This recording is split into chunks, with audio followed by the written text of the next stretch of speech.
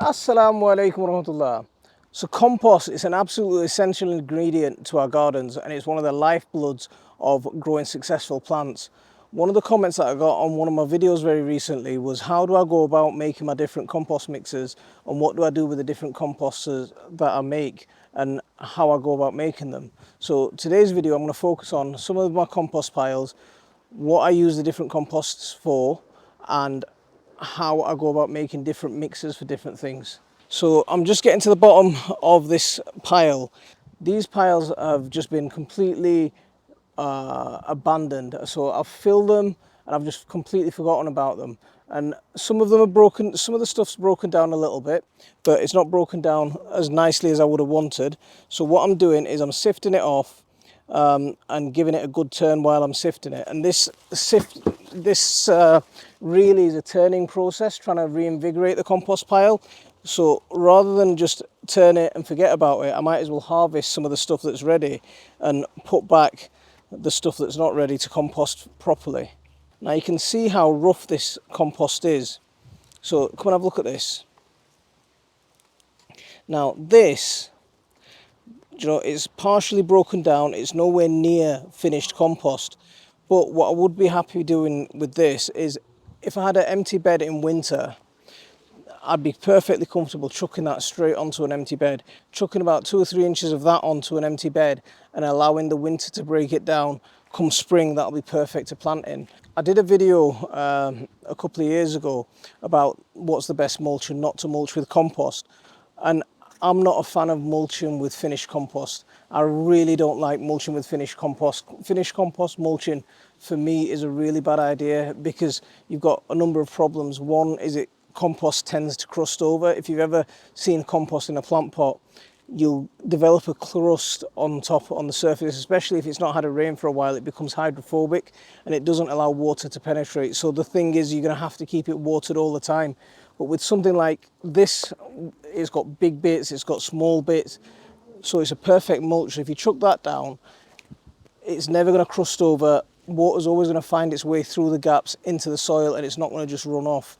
The other thing is, because this is still breaking down, it's quite stable, whereas compost is still it's quite fluffy. It can leach nutrients, it can get eroded and washed away, and especially if you're near an open water source, it can get washed in and it can become a pollutant down the stream and cause algal blooms and cause habitat loss, because it'll compete with the native wildlife. So that's one of the reasons that I avoid mulching with fresh compost. It's just something that I really don't like doing. Whereas this sort of rough stuff, absolutely beautiful, straight as a mulch, no problem at all. Look at that, it's just going to break down on the soil. But right now, you can see how much I've filled that pile. These compost bays do need rebuilding. When I get around to it, when I get some time, I will rebuild these compost piles. That's one of the things I've got planned for this year. So now if you have a look at the compost that I've sifted off, there's still some twiggy bits in here. There's still some little woody bits, and there's some leaves that you can see in complete form, but there's a lot of nice broken down material in here.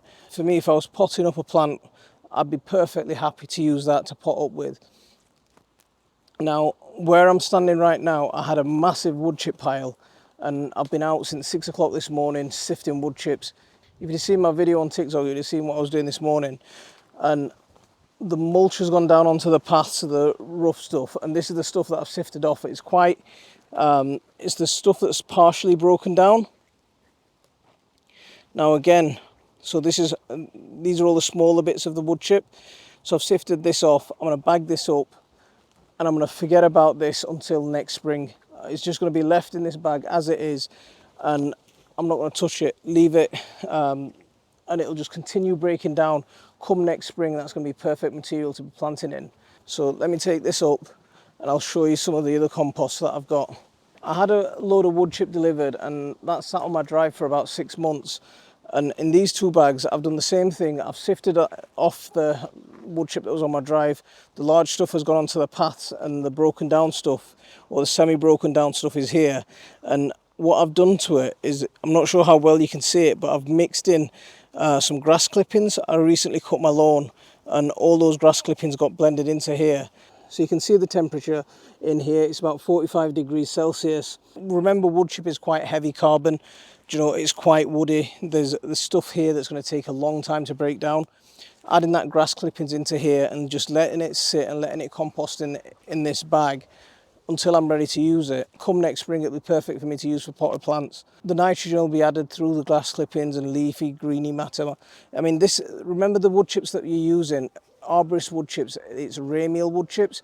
So it's wood chips that's taken from, you know, the skinny branches of trees. So it's got a lot of green matter in there, it's got a lot of leaf matter in there. So it's not the dead wood that you're using. It's not like sawdust, so you can't compare the two. So I've got another sieve. Now with this, if I wanted to, you know, say that I needed to plant right now, and I'll show you some of the stuff that I'm planting straight away. I'd take my smaller grade sieve. So the other one that I've got is just some 1/2 inch welded mesh, and this is about 1/4 of an inch, you know, just less than a centimetre sieve. Most people will have these kind of sieves. I'd take this material and I'd sift it off, and I'd be ready to plant with that. If I was going to plant right now, this is what I'd do. You've seen me take the compost from the compost pile, and I've got the wood chip compost. Homemade compost is always going to be very nutritious. It's going to be quite rich. So I'm just going to take some of this wood chip pile or wood chip compost and chuck a couple of shovels in there.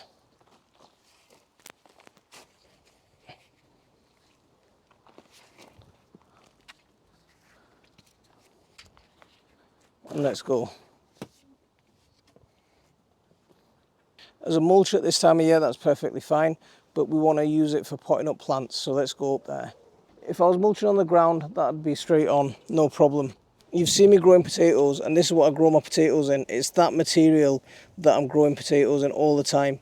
So you can see bits of privet still in there, and it's just that rough wood chip. So I normally get a decent harvest from potatoes using that method. It does me quite well. So I've got some late planted potatoes over here. This is the wood chip compost mixed with grass clippings, and I'm going to use that to just mulch my late planted potatoes.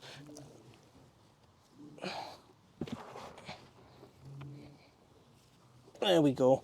And that'll be ready to harvest around Christmas time. Normally at this time of year I haven't got lots to plant up or pot up, but I've got this dahlia that's grown quite big, and it's struggling in the pot that it's in. So let's get this guy out and let's put him into a different pot. So I managed to find an empty pot that's quite big, so let's transfer him. And all I'm going to use is that wood chip / garden compost mixed together.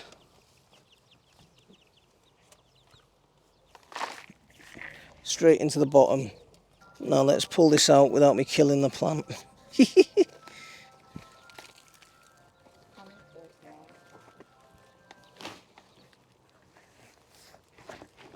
Ta-da! The whole thing's out. There we go. And into that pot. Fill that up with as much compost as you can. So you can see the crusting effects. It tends to crust over when you're just planting with compost into pots like this, and that can happen on the ground as well. So that's why you don't want, you know, finished compost on the soil, because it does crust over, it does leach, it can be a nuisance. So let's not do that. Let's protect, let's grow in a sensible way and use sort of this rougher type of compost for this sort of thing, especially when you're mulching. That's going to produce me lots of flowers well into autumn. Beautiful. Give that a little prune and a bit of a tidy. So now I've got a bigger pot. It's time to pot up a chilli. I know it's August, but I'm always juggling. Anytime I've got a slightly bigger pot, I'm ready to pot stuff up. The way I do these pot kind of plants is I take my rough compost, you know, really biggy bits, and I chuck them in at the bottom. You know, make it nice. That's going to serve a number of purposes. So there's a lot of woody material in there, there's broken down stuff, there's stuff that's not broken down. What's going to be happening over the course of a season, if you do that quite early on, is you've got, from the broken down stuff, you've got things for your plant to feed on, you've got woody material that's going to hold on to water like a sponge and release it, and it's not going to dry out as fast. You've got other material in there that's going to break down and it's going to feed the plant. It's going to be like a slow release fertilizer that you've already put in. Now I take my plant, just entice him out, nice healthy roots, chuck him in there, and just fill away. You're never going to get it perfect straight off the pile. You're very rarely going to do that unless you're leaving it for at least a year or so, maybe even longer. You're very rarely going to get it into a really nice steady state for it to, really nice shop bought kind of texture. But you don't want that anyway. You want rougher stuff. Look at that. That's going to be plenty of loose soil for those chili plants, for those roots to spread into. It's going to give it a good bit of food for the plant to start, grow from right now. It's going to give it slow release food over time. So that's a really good way of planting. Now, if I was going to make seeding compost, the way I'd make my seeding compost is I'd take my really rough stuff, but I wouldn't use this sieve. This sieve is too big for seeding compost. I found the perfect sieve, and this is from an old deep fat fryer. So our deep fat fryer went kaput, and I was left with the leftover bits from the deep fat fryer. What do I do with it? I've got to make use of it. I can't throw it all away. So some of it's turned into a planter, some of it's become my next compost sieve. So you want it a little bit dry when you're doing this, so it sifts through nice and easy. So just sift it off, and you'll end up with some really nice fine material like that. Really good stuff. Because I'm making seeding compost now and I'm not going to use it for a good while to come, even the one with the grass clippings can go in here absolutely fine. So if you mix it now, and you can put it into some bags and then put them to one side and leave them to compost down in there and finish off, that's going to be some amazing stuff. It's going to be as good as, if not a lot better than, any shop bought compost you can get, especially now with the poor quality stuff that they're selling as peat free. So now I've got a good amount of compost in here. You can see how lovely and beautiful that is. Absolutely gorgeous. So I've got about an inch on the bottom. Now it's time to add on my next couple of ingredients. It is just like a bit of a cooking recipe. See, I had to weed a dandelion out of my garden. So while I've got that, it's just ordinary garden clay soil.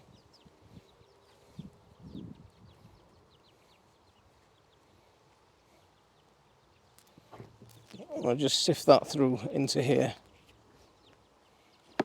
And I really think it's important to add clay soil into your seedling mixes. Well, not necessarily clay, but more the soil that's in your garden. If you're going to be planting out seedlings into your garden, I think it's really important to add in some of your domestic soil, simply because it just adds a bit of that natural bacteria that's going to be found in your garden. It's going to help your plants acclimatise a little bit better once it's getting into your garden. That's my theory anyway, so we'll see if someone maybe one day will do some scientific research on it and we'll see the answer. The other thing that I will add, and I'll add this in a good amount, is sharp sand. You don't need to sift this, I'm just helping it spread, that's all.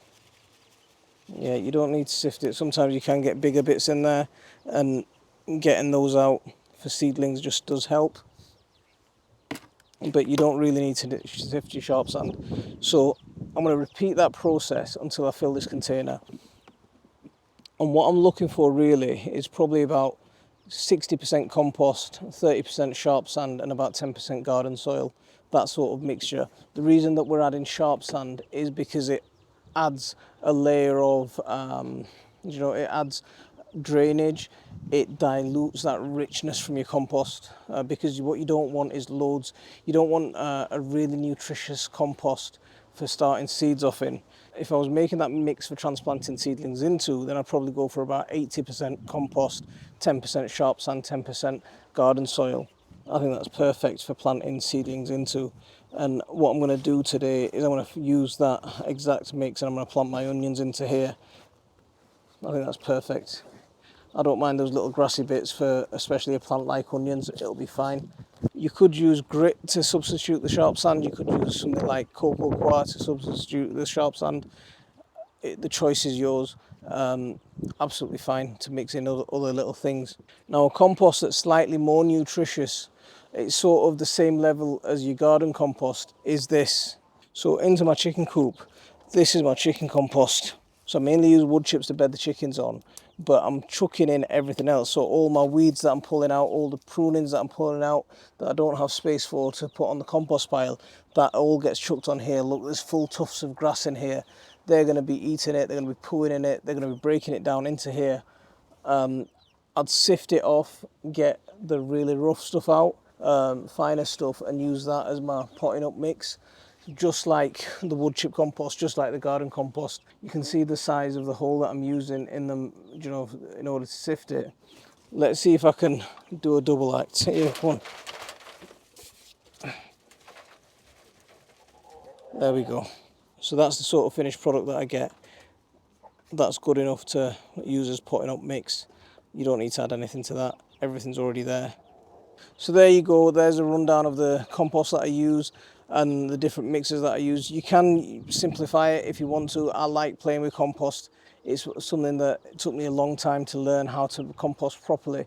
And yeah, I just like playing with it, it's fun. For me, I'm a bit of a compost geek, yeah, fine. But you don't need to be as complicated as me if you don't want to be. Have a go. Anything you can get for free, if it's a couple of quid, it's a couple of quid in your pocket, isn't it? I hope you found this useful. Don't forget to hit that like and subscribe for the regular updates. And if you want to support our channel, you could always become a patron. And I'll see you in the next one. Assalamu alaikum wa rahmatullah.